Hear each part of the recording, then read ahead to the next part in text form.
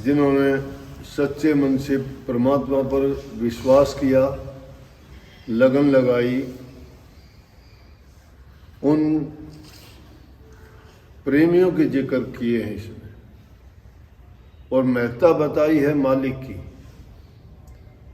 कहते हैं कि जिसके ऊपर उसकी मेहर हो जाती है और उस पर दया हो जाती है, चाहे कितने ही दुश्मन क्यों न खड़े हो जाए, उसका बाल बाका नहीं कर सकते।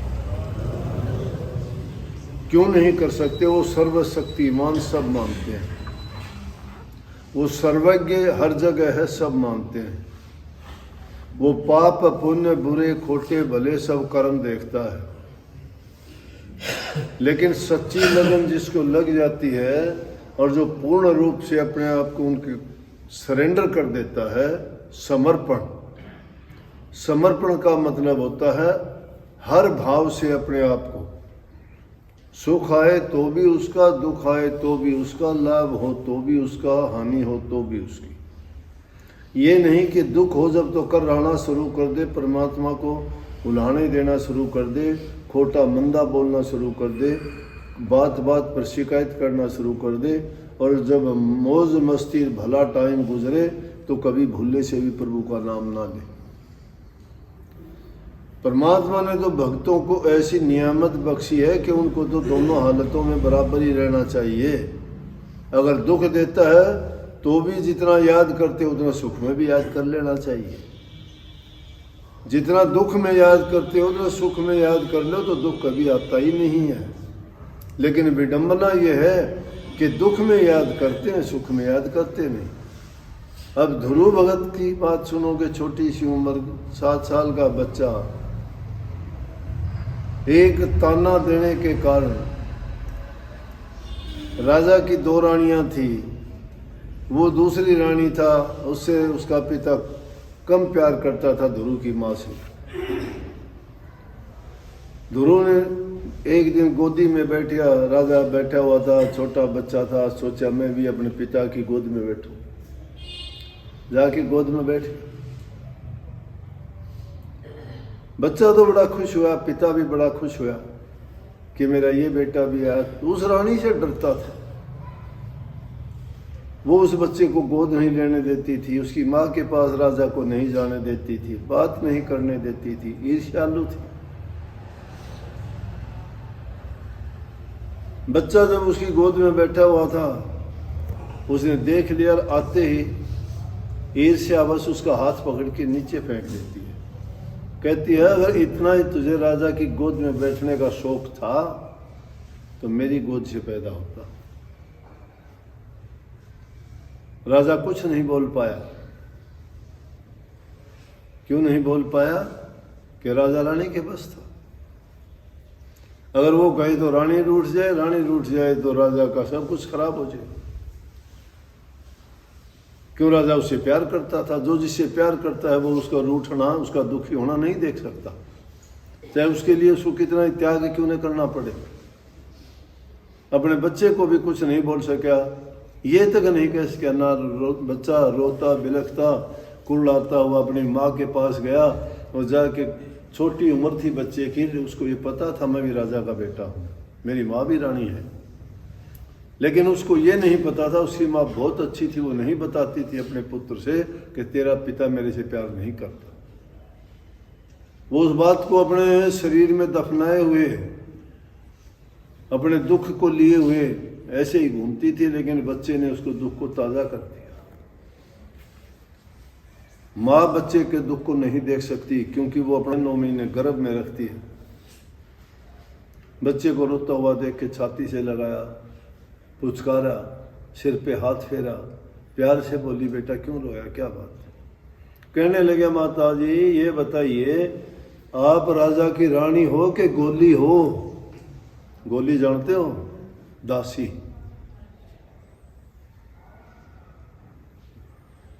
आप गोली हो क्या? दासी हो, नौकरानी हो कि राजा की रानी हो आप?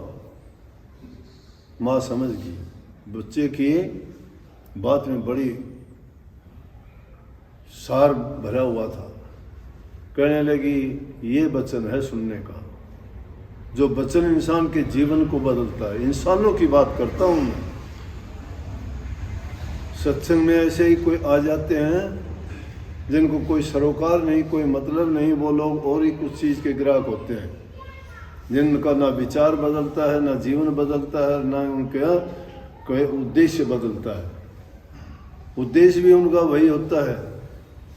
और जो सही मायने में भक्ति के लिए आता है उनके लिए तो गुरु का वचन मंत्र का काम करता है। वहाँ तो उसकी माँ ने गुरु के लिए काम कर दिया, गुरु का गुरु बन बैठी उसकी माँ। कहने लगी, बेटा हूँ तो राजा की रानी, मैं बोला रानी है तो फिर ये सलूक क्यों आपके साथ? मैं बेटा नहीं हूँ क्या उसका? मुझे अधिकार नहीं क्या उसकी गोद में बैठने का?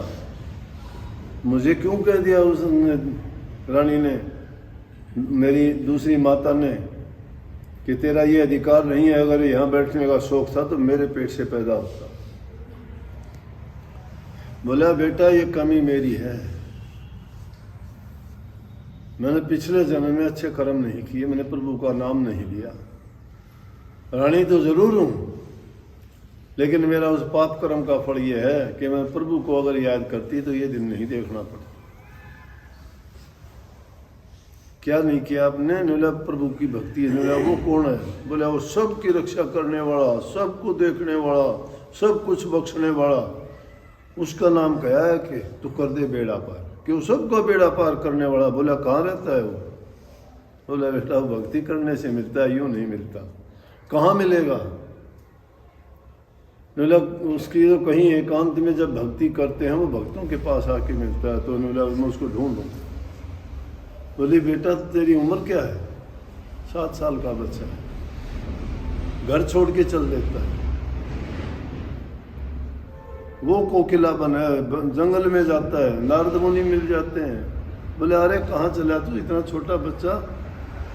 बोला प्रभु को खोजन है। नारद जी हंसे, बोले नारायण नारायण, इतना छोटा बच्चा तू क्या खोज करेगा, कैसे खोजेगा तुम? बोला पता नहीं, ढूंढने के लिए निकला हूँ, ढूंढूंगा। ये होता है इरादा, जिसका दृढ़ और मजबूत होता है, कोई चीज रास्ता उसका रोक नहीं पाती। नारद जी उसके इरादे को देख के कहने लगे बेटा मैं एक मंत्र बताता हूँ तुझे, उस मंत्र का जाप करेगा तुझे परमात्मा खुद आके मिलेगा। वहीं जंगल में बैठ जाता है। बोले कि मंत्र बताओ क्या है? बोले ओम नमः शिवाय। बोले इस मंत्र का जाप करना। वो जाप करते करते गुरु का कल्याण, खुद परमात्मा ने आके उसको दर्शन दिए। इसीलिए कही कि ध्रुव भगत को बालापन में दर्शन दिए कोकिलावन में, और जिन प्रहलाद बचा लिए छिन्न में। हिरणाकुश ने प्रहलाद के साथ क्या नहीं किया? एक छिन्न में बचाया उसको, अग्नि में उसको जलाया गया, पहाड़ से उसको गिराया गया, जल में उसको डुबाया गया, बिच्छू गवेरे और सांपों के कमरे में बंद करके उसको छोड़ा गया, ताते खंभ से उसको लिपटाया गया। लेकिन वहां भी प्रभु की अपनी शक्ति से खंभे पर कीड़ियां चलती हुई दिखाई दी। पहाड़ से गिरता है, फूल की तरह से नीचे आके टिक जाता है। सांप बिच्छू वगैरह उसको छूते तक नहीं है। अग्नि में जलाने की कोशिश करी होड़खा ने, जो दावा करती थी कि मेरे पास चीर है जिसको उड़ने के बाद में मैं तो बच जाऊंगी, ये जल जाएगा, लेके अग्नि में बैठ गई। कौन सा चीर था? शैल वस्त्र। और वो उसने अपने गुरु से पाया था, उसका गुरु था लोमस ऋषि, उसका गुरु था।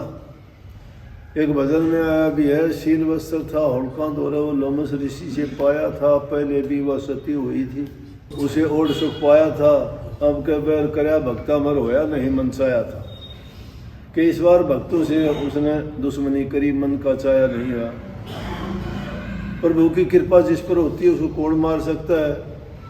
जो प्रभु के भक्तों के साथ उलट करता है, उसके साथ उनके साथ दगा करेगा। दगा किसी का सगा थोड़ा हो, उसके हित दगा करे। उस पर तो शील वस्त्र हटा के न और अपने भगत को उठा दिया। इसीलिए कहीं राम नाम का जब जाप करोगे उससे बढ़ के कोई चीज़ नहीं है। जिनके जब ना राम नाम की 8 पहर टूटे ना तार, दया गरीबी और बंदगी बनी रहे संतोष बहार, जिनके दिल में दुई नहीं है भवसागर से जाते पार, उनकी हार कदे ना होती वेद शास्त्र है पुकार। उनकी हार नहीं होती, हार दुष्टों की होती है। मुंह की खानी पड़ती है, बेशर्मी झेलनी पड़ती है, मिट्टी में मिलाते देर नहीं लगता वो प्रभु। और प्रभु के भक्तों से जो दुश्मनी करता है उसको धूल चटा देता है 1 सेकंड में। इसलिए कहीं कि उन्होंने उनको दिन प्रहलाद बचा लिए छिनवर होड़का दिन नीजा, ऐसी दया और कृपा हुई। और ज़्यादा उनकी बातों को तो लेंगे तो बहुत लंबी चौड़ी हो जाएंगी कि धन्य भगत का खेत निपजा दिया, नामदेव की छान छपा दी, सैन भगत का संसा मेटा नारी बना, किन के लिए क्या क्या किया। तो उन सबको किन का किया जिन्होंने उस मालिक पे विश्वास और यकीन किया, और उसकी कृपा हुई। उसकी कृपा का पात्र बनने के लिए इंसान को पाप कर्म त्यागने पड़ते हैं और नेक कर्म अपनाने पड़ते हैं। सद्बुद्धि दे मालिक इस जीव को, सद्बुद्धि सतगुरु से मिला करती है, और उनको मिला करती है जो गुरु के वचन की पालना करते हैं। ना गुरु जाना, ना वचन जाना, ना सत्संग जाना, जीवन यूं ही मिट्टी में मिला दिया और सारा बर्बाद कर दिया। वो लोग गुरु को समझे ही नहीं। गुरु जिसने बना लिया और गुरु की निंदा सुन ले, वो दुष्ट आदमी होता है। 3 लोक में उसको ठोड़ नहीं मिलती, उसको तो नरकों में जाना पड़ता है।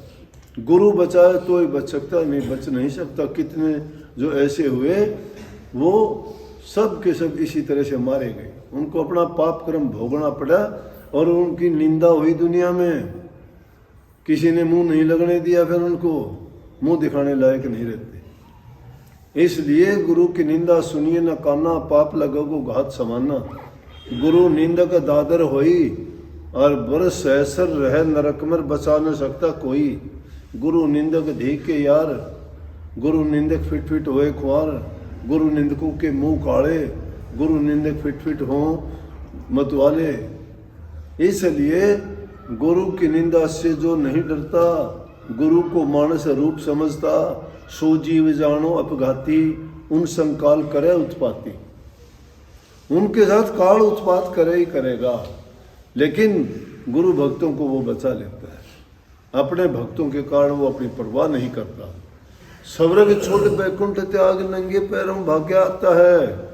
अपने भक्तों के लिए दुष्टों को सजा देता है और भक्तों को दिल से लगाता है। ये महिमा है इसलिए कही है कि जिस पर दया तेरी बेड़ा पार कर देता है, जिस पर उसकी मेहर की नज़र फिर जाती है, और जिस पर उसकी नज़र बदल जाती है तो समझो कि मिट्टी में मिल जाता है। उस जीव का कहीं भी ठिकाना ठोड़ नहीं रहता, उद्धार कल्याण नहीं होता।